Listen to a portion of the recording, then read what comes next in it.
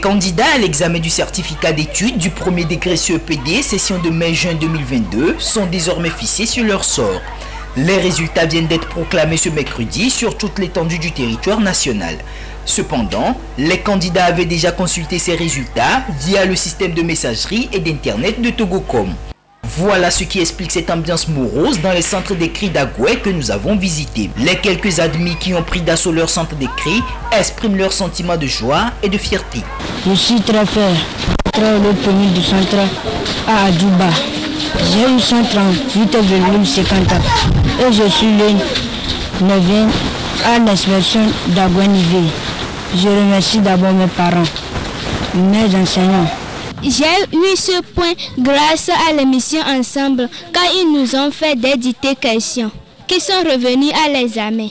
Je remercie aussi les maîtres qui ont passé leur cours à l'émission Révisons Ensemble. J'ai réussi, on a 100%. Je suis contente, je me sens bien parce que je suis contente d'avoir eu mon CPD. Moi-même j'ai eu 118,50.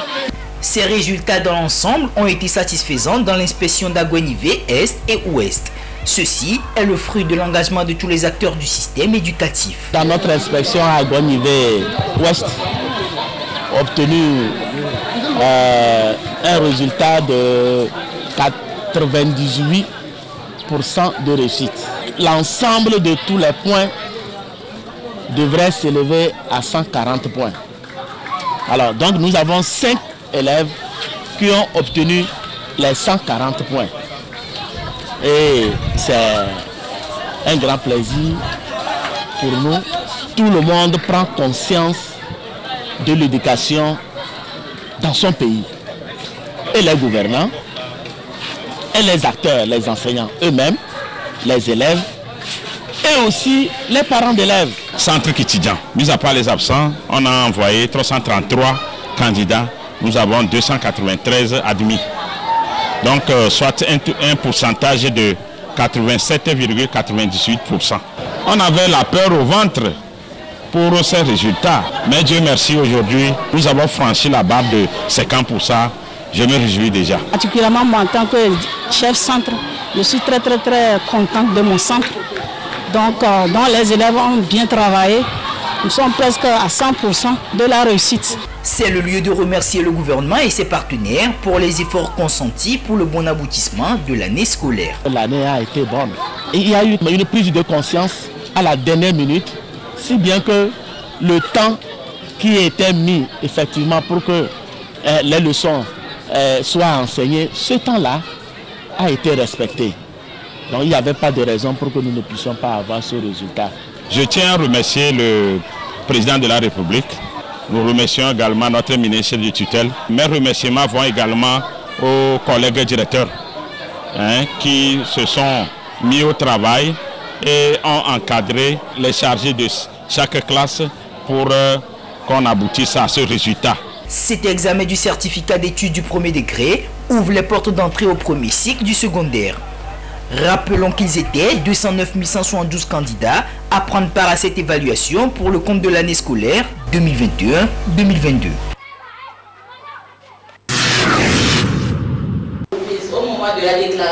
Ils sont une soixantaine de professionnels de médias à prendre part à cette formation sur la fiscalité. Une formation initiée par l'Observatoire togolais des médias OTM en collaboration avec l'Office togolais des recettes OTR. Cet atelier qui va durer 3 jours se veut un cadre d'échange et de partage de connaissances autour du thème la loi des finances exercice 2022, la taxe d'habitation et l'immatriculation foncière. C'est de permettre aux journalistes d'être outillés sur cette thématique-là, notamment la loi des finances, la taxe d'habitation et l'immatriculation foncière. Et à l'avenir, disposer d'une base de données, un groupe de journalistes sur lesquels on peut compter, qui peuvent être aptes à faire des articles ou à faire des productions médiatiques lorsqu'il s'agira d'aborder ces questions qui sont, à notre avis, un peu techniques. L'Office togolais des recettes est dans sa mission de sensibilisation du contribuable sur le civisme fiscal. Avec les journalistes partenaires dans cette mission, c'est l'occasion de leur fournir des informations nécessaires prévues dans le Code général des impôts et qui sont liées principalement à la taxe d'habitation et à l'immatriculation foncière. Plusieurs modules sont donc au programme. Premièrement, les mesures fiscales contenues dans la loi des finances exercice 2022. Une présentation également sera faite sur la taxe d'habitation qui ces derniers temps fait beaucoup couler d'encre. Et une troisième communication portant sur l'immatriculation foncière. Étant donné qu'il y a eu beaucoup d'efforts qui ont été faits par le législateur en termes de dispositifs législatifs qui allégeaient l'achat fiscal pour les contribuables. La cérémonie d'ouverture des travaux a été présidée par le ministre de la Communication et des Médias. Il a souligné dans son intervention la nécessité pour les journalistes d'enrichir leurs connaissances sur les questions de taxes foncières et d'habitation. Travailler sur la loi de finances, pour moi, est particulièrement pertinent, surtout que vous avez axé vos réflexions sur l'immatriculation foncière et la taxe d'habitation. On a entendu beaucoup de choses sur la taxe d'habitation. Le rôle du journaliste serait peut-être, à mon sens, très humblement, de regarder est-ce que la taxe d'habitation a été collectée? Oui. Qu'est-ce qu'on en a fait?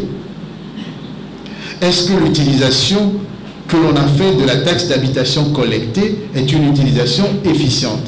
Si elle ne l'est pas, on peut porter des jugements. Nous devons tous ensemble continuer à œuvrer dans le sens de l'édification de médias de qualité, de médias professionnels, parce que ces médias-là participent de façon indubitable à la construction de l'état de droit. Cette formation se déroule en prélude à la deuxième édition du concours sur le civisme fiscal.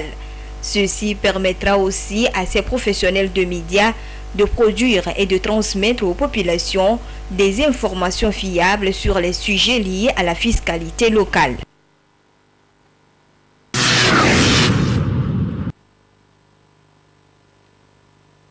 Nous sommes ici au Centre national de transfusion sanguine de Lomé, CNTS. Il sonnait 9h ce mardi quand Bernard Adadé, un jeune Togolais, fait son entrée pour poser un geste, pas des moindres. Il vient faire un don de sang.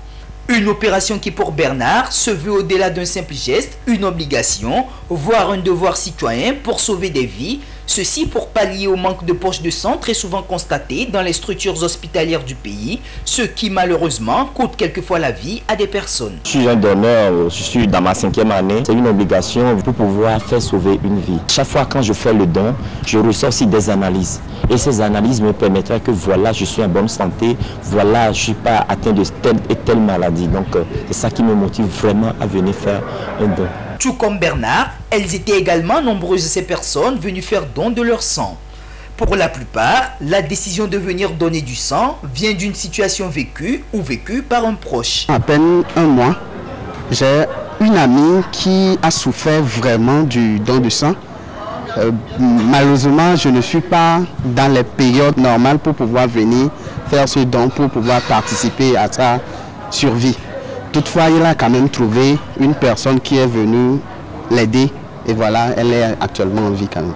Une de mes soeurs qui me suit directement, qui a eu un accident et on a vraiment besoin du sang pour pouvoir la faire sauver.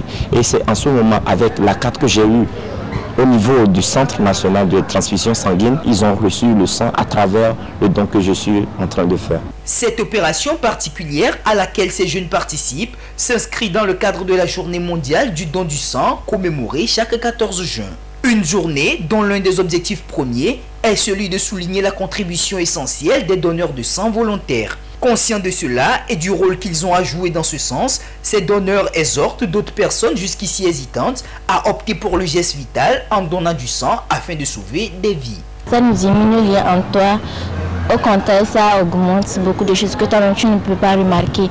Et aussi, toutes ces personnes qui se disent « Ah, peut-être moi je ne peux pas le faire tel ou tel », de faire comme moi, de venir, c'est au docteur de juger si vous pouvez donner ou pas. Je dis à tout le monde de donner le sang, parce que le sang peut aider les gens, quoi, les gens qui en ont besoin. Quoi. Les gens meurent comme ça à l'hôpital, c'est pas bon. Mon sang n'a jamais fini, je n'ai jamais manqué de sang jusqu'à aujourd'hui.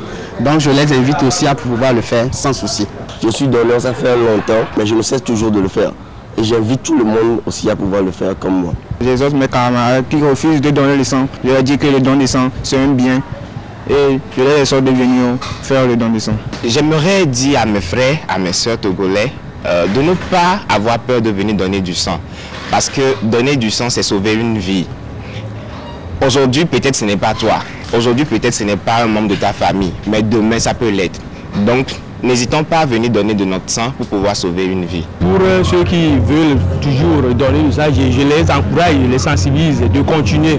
On n'écoute pas les on-dit, mais on n'a qu'à continuer à donner.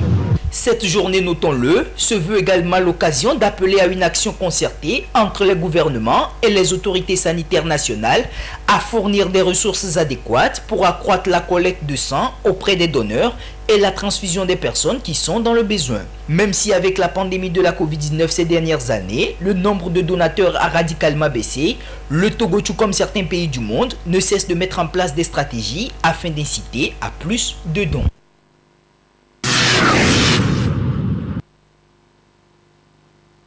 Dépigmentation partielle ou totale de la peau, des cheveux ou des yeux causée par un défaut de la production de la mélanine, une substance qui donne la couleur de la peau, difficulté à supporter les rayons ultraviolets du soleil ou de la lumière qui provoquent parfois des sensations visuelles pénibles et douloureuses, déficience visuelle caractérisée par un développement anormal de la rétine. Ce sont là quelques difficultés rencontrées par les personnes atteintes de l'albinisme. Au-delà de cette situation, les albinos sont victimes de discrimination, de violence et sont souvent rejetés par la société. Ils éprouvent également des difficultés à s'insérer sur le plan socio-professionnel. Face à tout ceci, l'Organisation mondiale de la santé OMS et ses partenaires que sont les ONG et les associations ont uni leurs voix pour dénoncer les inégalités et l'injustice dont sont victimes les personnes atteintes de l'albinisme. Et c'est dans le but de conscientiser et d'attirer l'attention du public sur l'albinisme que l'OMS a décidé d'instituer depuis le 13 juin 2015 la Journée internationale de sensibilisation à l'albinisme. Cette journée vise à amener différents acteurs à lutter contre les discriminations, les violences, l'injustice faite aux albinos et promouvoir leurs droits. C'est également l'occasion d'encourager les bonnes volontés à venir en aide aux albinos pour leur permettre de s'épanouir et de vivre comme les autres. Le thème de cette année 2022 est « Mieux connaître l'albinisme ». Au Togo, les personnes atteintes de l'albinisme se sont regroupées en association dénommée l'Association nationale des albinos du Togo, ANAT, qui œuvre pour le bien-être, l'épanouissement et pour le respect des droits des albinos sur toute l'étendue du territoire national à travers des actions qu'elle mène sur le terrain.